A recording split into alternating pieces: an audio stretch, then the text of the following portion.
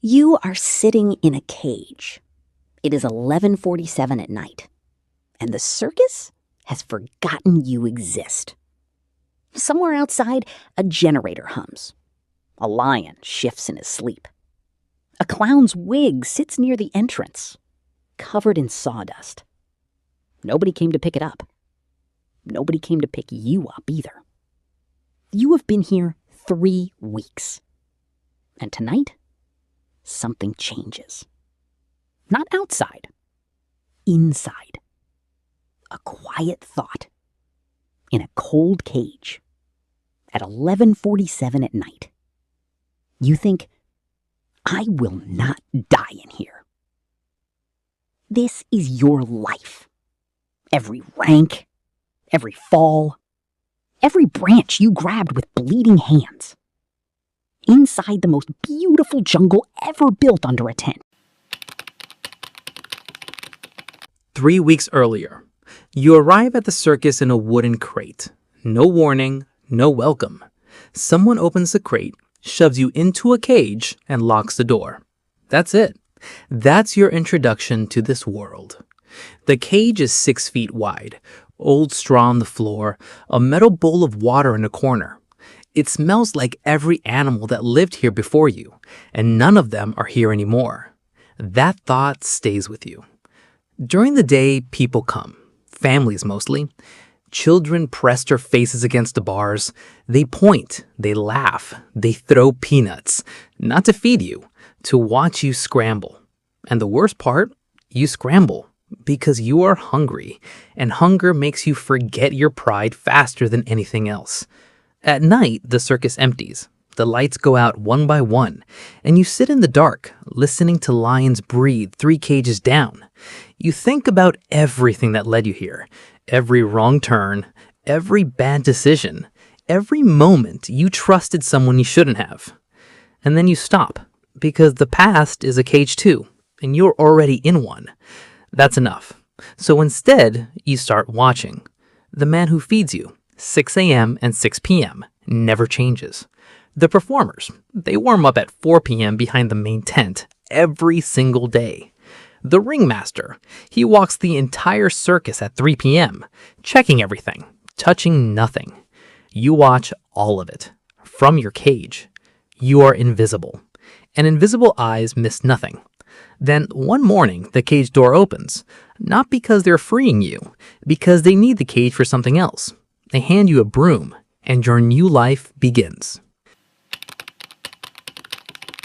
The broom is older than you, handle cracked, bristles half gone, but it is yours, and it gets you out of the cage. That is enough, for now. You clean everything, before the show, after the show, sometimes during the show when an animal makes a mess, and an animal always makes a mess. Performers walk past you without looking. The ringmaster steps around you like furniture. A vendor spills an entire tray of popcorn once, looks at you, walks away. You clean it up without a word. Because here's the thing nobody tells you about the bottom. The bottom has a gift. Nobody watches you. And when nobody watches you, you can watch everything. You learn this circus like your own hands. Which tent peg is loose on the east side. How the trapeze artist checks her chalk exactly 3 times before every climb. How the ringmaster's left boot squeaks, and he hates it, and he pretends it doesn't. You sweep, you mop, you disappear, and you learn. Month 1 passes, month 2 begins, and somewhere around week 7, there is a night you almost quit. It is 2 a.m. The tent is empty. Your back is destroyed. Your hands are bleeding from the mop handle, and you're cleaning up after an elephant. You stop, you lean on the mop, and you think, is this it? Is this all this is? You stand there for a long time, the circus breathing around you, lions sleeping, ropes creaking, sawdust settling. And then you look up at the trapeze platform, 40 feet in the air, empty, waiting. And something inside you answers the question. No, this is not all this is. You go back to mopping. 3 weeks later, a vendor breaks his arm. The manager panics. His eyes find you. You. Can you walk and talk at the same time? You can do a lot more than that. but you just say yes. The tray is heavier than it looks. Peanuts left, popcorn right, pondy in the middle. You strap it around your neck and walk into the crowd. The show has started. Acrobats in the air, music everywhere. And you're weaving through strangers, trying not to spill anything, trying not to stare at the thing happening above you. A woman on the trapeze lets go at the exact peak of her swing. For 1 full second, she's flying. No rope, no net, just air and trust. The crowd gasps. All of them, at once. One sound from 1,000 lungs. You stop walking. Just for a second. You forget the tray. You forget everything. You just watch.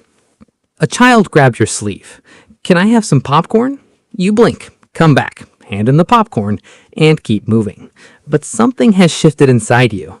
You've seen what this circus does to people, what it makes them feel.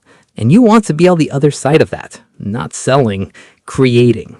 The money is almost nothing. After the manager's cut, you go home with barely enough. But you save every coin, every single one, because a direction is forming in the back of your mind. Not a plan, just a direction. Up. Always up. 6 weeks later, you raise your hand for a job nobody else wants. Stagehand work. Hard. Invisible. Thankless. You want it badly. Now you touch the real things. The trapeze bar. Cold. Chalked. Perfect. The lion's cage door, 3 separate locks, heavier than you expected. The spotlight controls, a panel that feels like flying a plane. You're not supposed to touch the spotlight controls. You touch them anyway, just once, just to understand. Understanding is how you climb in this jungle. Your job is set up and breakdown. 2 hours before every show, you build the world. 2 hours after, you take it apart. The performers get the applause. You get the silence before and after. And in that silence, you collect secrets. The magician's disappearing cabinet. False floor, hidden door on the left side. The randomly chosen audience member for the hypnotist. Always row 7, seat 3. Always. The fire eater drinks something before every show. You don't ask what. Some knowledge you keep to yourself, like a monkey hiding fruit for a long winter. You are the most reliable stagehand they've ever had. Never late, never loud, never wrong. 3 months in, the head trainer corners you before a show. Large man, speaks very little. When he does speak, people stop breathing. He looks at you for a long time. I've been watching you, he says. You pay attention. Yes, he say. I need someone who pays attention, he says. The animals eat people who don't. You take the job. The tiger's name is Raja, 420 pounds. He can smell fear from across the tent. Your trainer tells you this on the first day. Then he hands you a bucket of raw meat and points at the cage. Feed him. You look at the bucket. You look at Raja. Raja is looking at you, not with hunger, with evaluation. You open the cage, walk in, set the bucket down slowly. Back out, close the door. You breathe. Good, says the trainer. He didn't flinch. That means you didn't flinch. This is your life now. Every day was something that could kill you before you hit the ground. And what you discover in those days changes everything. Animals are not dangerous because they are cruel. They are dangerous because they are honest. They show you exactly what they feel, every second. No masks, no performance, no lies. A calm tiger is calm. A frightened tiger attacks. You learn to read every room like this, not just with animals, with people. The trainer is teaching you something bigger than circus tricks. He is teaching you what power actually looks like. The animal does not obey the whip. The whip is almost never used. The animal obeys because the trainer is calm, always calm. Calm is the most powerful thing in any room. You practice it, even when terrified, especially when terrified. Then comes the night Roger refuses to enter the ring. Show has started, crowd waiting, ringmaster at the curtain, staring at your trainer with eyes that could cut glass. The trainer is whispering commands. Raja sits, unmoved. Something clicks in your head. 3 weeks ago, late night, you were cleaning near the animal pens, humming something, an old song you don't even remember learning, and Raja lifted his head, made a sound. Not a growl, something softer, like recognition. You push past the trainer, stand in front of Raja, and you hum. The tent goes completely silent. Raja's ears move forward. He stands, he walks into the ring. The crowd erupts before the act even starts. After the show, the trainer says nothing. He just looks at you, then walks to the ringmaster. You don't hear what they say, but 2 days later, someone tells you that you have been given an act. Your first act is terrible. You know it immediately. The audience is polite. Polite is the worst sound in a circus. It means they feel sorry for you. You go home that night, you sit with that feeling for a long time. Then you get up and you practice. Every morning before the circus wakes. Every night after it sleeps. A wire, 30 feet long, strung between 2 tent poles, 6 feet off the ground. You fall 11 times the first night, 7 the second. By the end of the week, twice. By the end of the month, never. Your act is not flashy. You walk the wire, a pause, a slow spin, a backward step. Nothing that should hold anyone's attention, but something about the way you do it makes the whole tent hold its breath. The ringmaster moves your act from the opening to the middle of the show. Middle means more eyes. Middle means he's watching you. Middle means you're climbing. But middle is not the top, and you have tasted enough of the crowd's silence to know you want more. You tell the ringmaster about your new idea. He says no. You do it in rehearsal anyway. He watches from the shadows, says nothing. 2 weeks later, your name is on the poster. Bottom left corner, small font, but there, your name, on a real circus poster. You buy a copy, fold it carefully, put it in your chest pocket, walk around with it all day like it is made of something rare. Because to you, it is. The dressing room is different now. Your own mirror, your own hook on the wall, a small piece of tape with your name on it. Performers who used to look through you now look at you. Some smile, some don't. You learn something about climbing high in this jungle. The view is worth it. The wind is colder than you expected, and some of the people below you are hoping you fall. You ignore all of it. You have been working on something new, a blindfolded cross, no net. Your trainer says too dangerous. The ringmaster says the insurance won't cover it. You do it in rehearsal on a Tuesday morning when no one is watching. Or so you think. You tie the blindfold, step onto the wire. The tent goes quiet. Even the animals. You cannot see anything. Just the wire under your feet. Just your own breathing. First step. The wire shifts slightly. You adjust. Second. Third.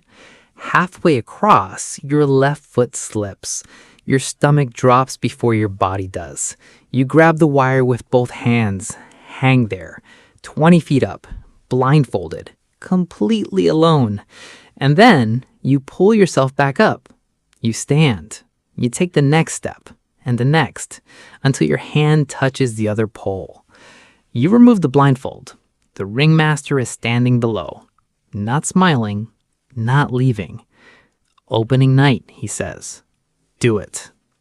Opening night, no net, live crowd, 10,000 people. You step onto the wire. The tent goes silent. You lift the blindfold over your eyes. Darkness.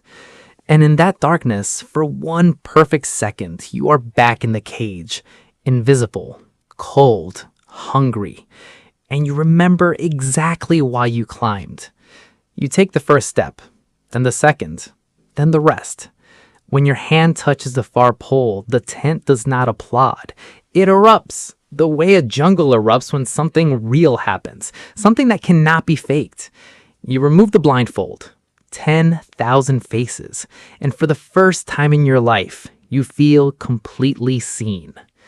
3 days later, the ringmaster calls you in. The office smells like old coffee and decisions, maps on the wall, tour routes in red pen, a whiteboard full of names and numbers and dates. The ringmaster sits behind a desk buried in folders. He looks tired in a way performing never makes you tired. This is a different kind of tired, the managing humans kind. Sit, he says. You sit. I'm going to show you what this job actually is, he says. Not the code, not the microphone, the real thing. And for 3 months, he does. Permits for every city. Performers' contracts, what they're owed, what they're not. How to keep the good ones from being stolen. Supplier relationships. Who smiles while overcharging? Who to replace before they notice? Show timing. Why 2 minutes of silence kills a crowd? Money. Where it goes, where it disappears, where it was never there at all. One night, a performer threatens to quit over her dressing room. He gives her the room, then quietly removes a different perk. She never notices. A supplier doubles his price mid-season. He smiles, signs the invoice, finds a new supplier before the next city. Never calls the first one again. He never raises his voice. Not once, not in front of anyone. The ringmaster is always the calmest person in the room, he tells you one night. Even when everything is burning. Especially when everything is burning. You think of Raja. You think of The Wire. You think of every moment you chose calm over panic. You understand. Then one evening he gets sick. Really sick. Show in 90 minutes, he looks at you from his cot. You know everything. His voice is almost gone. I know, you say. You take the coat off the hook. The code fits. That surprises you. You walk into the ring. The spotlight finds you like it has been waiting for you specifically. You open your mouth. Ladies and gentlemen. Your voice reaches the back of the tent. Every face turns. And in that 1 second before the show begins, you feel the weight. Not the coat, the trust. Every performer behind that curtain. Every family in those seats. The vendors, the stagehands, the trainer. All of them trusting you to hold this jungle together. You hold it. Every cue lands. Every transition flows. When the trapeze artist drops her chalk bag and the crowd notices the delay, you walk to the center of the ring and you talk. No script, just a story about the first time you ever saw a circus. The crowd leans forward. By the time you finish, she's ready. The delay vanishes. Nobody remembers it happened. After the show, the performers gather. They look at you the way they never looked at you before. Not like a stagehand, not like a performer. Like someone who belongs at the front of things. You run the show for 11 months while the ringmaster recovers. Then he comes back, and you realize something. You don't want to return the coats. Not because of the spotlight, because of what you built in those 11 months. A tighter show, a warmer tent, a circus more alive than it was before you wore the coat. You sit with the owner. You make an offer. The papers take 3 weeks. The date is final. You sit alone in the big tent. Empty. Just you and sawdust and old canvas and the smell of animals and popcorn and 100 years of shows. You thought you would feel triumphant, free. You feel something quieter. It takes a while to name it. Responsibility. Not for an act, not for a shift. For 83 people and their families, for the animals, for every person who will walk through that entrance next week expecting to forget their problems for 2 hours. That's on you now. The debt is the first surprise. Nobody warns you about the debt. The circus runs on money it hasn't earned yet. Venue deposits before ticket sales, salaries before the show pays him back, equipment, insurance, fuel for 17 trucks. You learn to read a balance sheet the same way you once learned to read Raja, carefully, looking for what's actually there, not what you hope to see. The second surprise is the loneliness. Owners don't have peers inside the walls. Everyone needs something from you, and nobody tells you the full truth anymore because you signed their paychecks, and the truth might cost them something. You miss the wire sometimes, the simplicity of it. One direction, forward. No spreadsheets, no contracts, just you and the wire and the silence of 10,000 held breaths. But then show night comes, and you walk through the tent, and you see the cleaner in the corner. 15 years old maybe, sweeping sawdust, eyes locked on the trapeze above like she's memorizing it. That hunger, you know that hunger. You feel it like a hand on your chest. You see the vendor forgetting to sell because he cannot stop watching the performers. You see the stagehand with his head down, but his eyes always moving, always collecting, always learning. And near the back entrance, a cage, new arrival, sitting very still, watching everything. You walk over. You stand in front of the cage. The animal inside looks at you, not with fear, but with something that looks like the beginning of a plan. You reach for the latch, and you open the door. You step back. You wait, because that's the last thing this jungle taught you. You cannot climb for anyone else. You can only open the door. The rest is up to them. Somewhere tonight in a city you haven't been to yet, someone is sitting in the dark, watching a spotlight they cannot touch, making a decision so quiet even they cannot hear it. But it has already begun. It always begins this way. In the dark, in the cold, with nothing but hunger, and the door that has not opened yet.